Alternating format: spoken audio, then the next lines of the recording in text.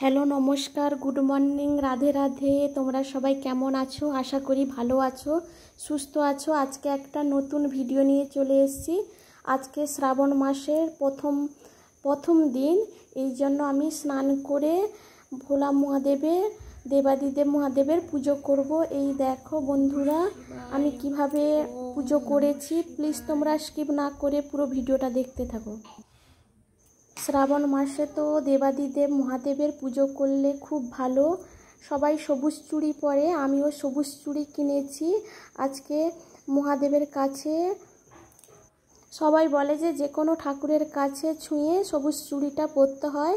আমি এই জন্য দেবাদিদেব মহাদেবের কাছে ছুঁয়ে সবাই আমার 3 যা মিলে সবুজ চুড়ি পরবো। বন্ধুরা প্লিজ তোমরা পুরো ভিডিওটা দেখতে থাকো। এইভাবে আমি কিভাবে পুজো করছি তোমরা প্লিজ পুরো ভিডিওটা দেখতে থাকো।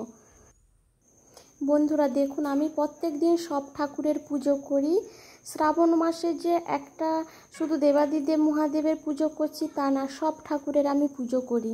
আমাদের ঘরে রাধাকৃষ্ণ আছে, সব ঠাকুর আছে, আমি সব ঠাকুরের পুজো করি।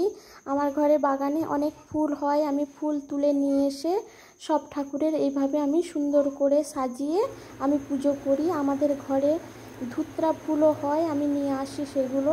ধুত্রা গাছ একটা আছে, আমি নিয়ে এসে দেবাদিদেব মহাদেবের সব ঠাকুরের পুজো করেছি। আজকে তোমাদেরকে দেখাচ্ছি মনসা ঠাকুরেরও পুজো করেছি। দেখুন বন্ধুরা আমি কিভাবে মনসা ঠাকুরের পুজো করেছি। প্লিজ তোমরা স্কিপ না করে পুরো ভিডিওটা দেখতে থাকো। সব পুজো হয়ে গেছে, তারপর আমি তুলসী মন্দিরে জল ঢালতে এসেছি। দেখুন বন্ধুরা, আমি জল ঢালার আগেই আমার দাদা শ্বশুর, মানে আমার দাদু হয়, সে সকালে উঠে সবার আগে সে পুরো 5টার সময় উঠে প্রত্যেক দিন পুজো করে। সে দীক্ষিত, তার 102 বছর বয়স হয়ে গেছে। তোমাদেরকে তো আমি আগের ভিডিওতে দেখিয়েছি। ও প্রত্যেক দিন পুজো করে, তারপর আমরা সবাই পুজো করি। পুজোর কাজ মোটামুটি কমপ্লিট হয়ে গেছে। এবার আমি রান্নাঘরে চলে এসেছি। শাক সুন্দর করে বেছে নিয়েছি। শাকটাকে সুন্দর করে চালিয়ে নিতে হয়, আমি চালিয়ে সুন্দর করে রেখেছিলাম। আমার শাশুড়ি মা কেটে দিয়েছে। দেখুন বন্ধুরা, আমি শাক কাটতে পারি না, ছোট ছোট করতে পারি না, আমার শাশুড়ি মা কেটে দিয়েছে। আমার মেজদি ভাই বসে আনাজ করে দিয়েছে। উচ্ছা আর কুন্দলি, বাড়ির কুন্দলি আছে, ভাজা করব। আজকে ডাল করব, এই ডাল নিয়ে নিয়েছি। দেখুন বন্ধুরা সব কাটা হয়ে গেছে। এবার আমি রান্নাঘরে চলে এসেছি। ডালের মধ্যে নোংরা আছে, এটা বেছে নিচ্ছি। এই দেখুন বন্ধুরা আমি রান্নাঘরে চলে এসেছি। কুন্দলি ভাজাটা আগে বসিয়ে দিয়েছি, কুন্দলি ভাজা আর উচ্ছা ভাজা একসঙ্গে করে নিয়েছি। এবার ডালটাকে বসিয়ে দিয়েছি, এবার ছুঁক দিয়ে দিব।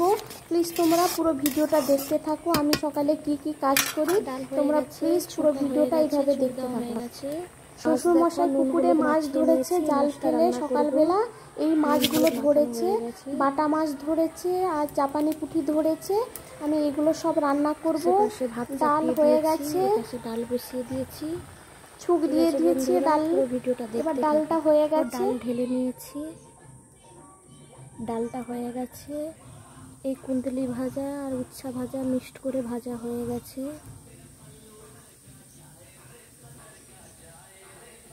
শাকটা এবার বসাবো, নুন হলুদ মাখানো হয়ে গেছে। বন্ধুরা দেখুন, ডাল ঢেলে আমি ডাল কড়াতেই শাকটা বসিয়ে দিয়েছি, এই জন্য সাইডে সাইডে ডালটা লেগে আছে। দেখুন বন্ধুরা আমি এইভাবে রান্না করি, প্লিজ তোমরা পুরো ভিডিওটা দেখতে থাকো। প্রথমে এই শাকটার নাম হচ্ছে সুকুন্ডি শাক, এই কড়াইতে দিয়ে দিয়েছি। বন্ধুরা দেখো, এতে আমি একটু নুন দিব আর একটু হলুদ দিব, দিয়ে ভালো করে সেদ্ধ করে নিব। তারপর শাকটাকে পেঁয়াজ কেটে, শুকনো লঙ্কা কেটে আর রসুন বাটা দিয়ে ভাজা করব। ঠিক আছে বন্ধুরা, স্কিপ না করে পুরো ভিডিওটা দেখতে থাকো। তোমরা দেখো শাকটাকে ভালো করে সেদ্ধ করে নিয়েছি, এবার ঢেলে নিব। আমি শাক ভাজার জন্য কি কি উপকরণ নিয়েছি তোমাদেরকে দেখাচ্ছি, তোমরা পুরো ভিডিওটা দেখতে থাকো। এই দেখো বন্ধুরা, শাক সেদ্ধ করে ঢেলে নিয়েছি। দেখো কড়াইতে বন্ধুরা তেল দিয়ে দিয়েছি। ফোড়নের জন্য গোটা শুকনো লঙ্কাকে কেটে দিয়ে দিব, গোটা শুকনো লঙ্কা কেটে দিয়ে দিয়েছি। পাকা লঙ্কা কাটা দিয়ে দিলাম।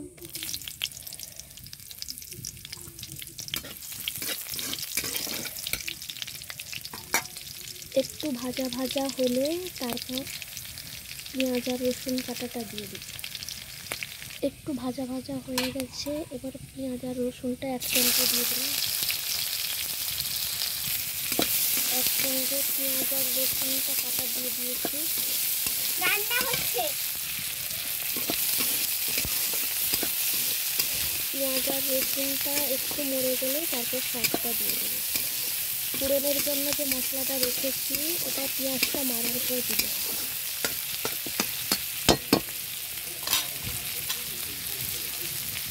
একটু গোটা জিরে দিয়ে দিলাম।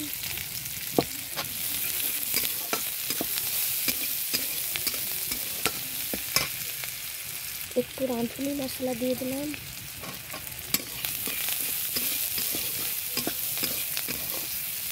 এইভাবে আমরা শাকটাকে সুন্দরভাবে ভেজে খাই। বন্ধুরা, তোমরা কীভাবে করো আমাকে কমেন্ট করে জানাবে। এবার ভাজা হয়ে গেছে, এবার শাকটা দিয়ে দিই।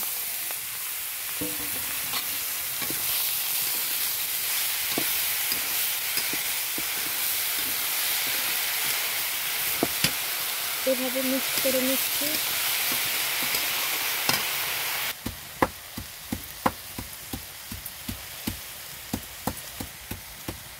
এই দেখো বন্ধুরা, শাক ভাজা হয়ে গেছে। তোমরা কিভাবে খাও কমেন্ট করে জানাবে। আমরা তো এইভাবে করি। বন্ধুরা দেখুন, শাকটা আমি করে নিয়েছি, কি সুন্দর হয়েছে। আমাদের গ্রামের দিকে তো আমরা শাকটা পাই, আমার মানে পুকুরের সাইডে সাইডে হয়েছে, আমার শাশুড়ি মা তুলে নিয়ে চলে আসে, এই জন্য আমরা শাকটা পাই। এবার দেখুন বন্ধুরা, কড়াইয়ের মধ্যে তেল দিয়ে দিয়েছি। আমি মাছ ভাজা করব, এই বাটা মাছের ভাজা, ডিমবালা বাটা মাছ আছে। আর আগে প্রথমে মাছগুলো সব ভাজা করে নিব ঝাল দেওয়ার জন্য। বন্ধুরা প্লিজ পুরো ভিডিওটা দেখতে থাকুন। এগুলো পুকুরের মাছ।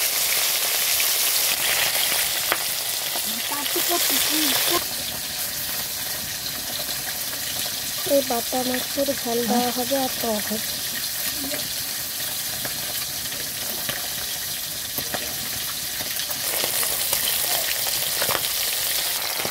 বন্ধুরা দেখুন, বাটা মাছগুলো পুরো সেই সাইজের আছে, পুরো পেটের মধ্যে ডিম পুরো ভর্তি আছে, পেটগুলো এই জন্য খোলা খোলা।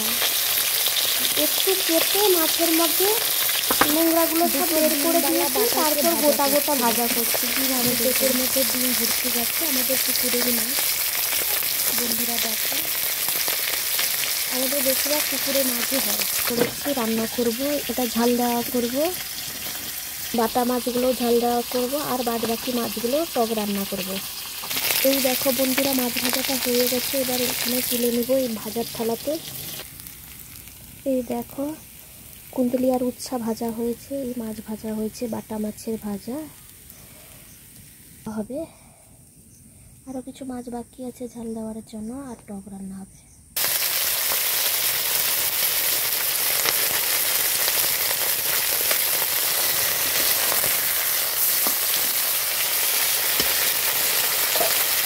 এই ঝাল দেওয়ার জন্য মাছটা ভাজা হচ্ছে। এই দেখো বন্ধুরা, এটা হচ্ছে পুকুরের পাঙ্গাস, আর এ হচ্ছে লাঠা মাছ। পাঙ্গাস আর লাঠা মিশিয়ে টক রান্না হবে। বন্ধুরা দেখুন, মাছ ভাজা করে নিয়েছি, আর এইটুকু মাছ ভাজতে বাকি আছে। টক রান্নার জন্য লাঠা আছে আর পাঙ্গাস আছে। টকটা বসিয়ে দেবো। আগে প্রথমে ঝাল দেওয়াটা করে নিচ্ছি, তারপর টকটা বসাবো। কুচানো দিয়ে দিয়েছি, আর কাঁচা লঙ্কা কাটা দিয়ে দিয়েছি। পাকা লঙ্কাগুলো পেকে গেছিলো, কাঁচা লঙ্কাগুলো সেগুলো দিয়ে দিয়েছি। এবার ঝাল দেওয়াটা করবো, রাই বাটা দিয়ে ঝাল দেওয়া হবে। বন্ধুরা দেখুন, ঝাল দেওয়াতে জল দিয়ে দিয়েছি, আলু কেটে দিয়েছি। এখনও রাই আর পেঁয়াজ বাটা দিইনি, এখন বাটবো। রাই আর পেঁয়াজ আর দুটো কাঁচা লঙ্কা দিয়ে, কাঁচা লঙ্কা না সরি পাকা লঙ্কা দিয়ে বেটে তারপর সব একসঙ্গে মিক্সড করে তোমাদেরকে বেটে দেখাচ্ছি। দেখুন বন্ধুরা, রাই বাটা আছে, আর একটাতে পেঁয়াজ আছে দুটো, আর দুটো কাঁচা লঙ্কা আছে। এবার ঝাল দেওয়াতে ফুটছে, ভালো করে গুলিয়ে দিয়ে দিয়ে 3টা আলু দিয়েছি, কেননা আমার ছেলে আলু খেতে ভালোবাসে, এই জন্য 3টা আলু দিয়েছি। ঝাল দেওয়াটা হয়ে গেলে এবার টক বসাবো। ঠিক আছে বন্ধুরা, পুরো ভিডিওটা এইভাবে দেখতে থাকো।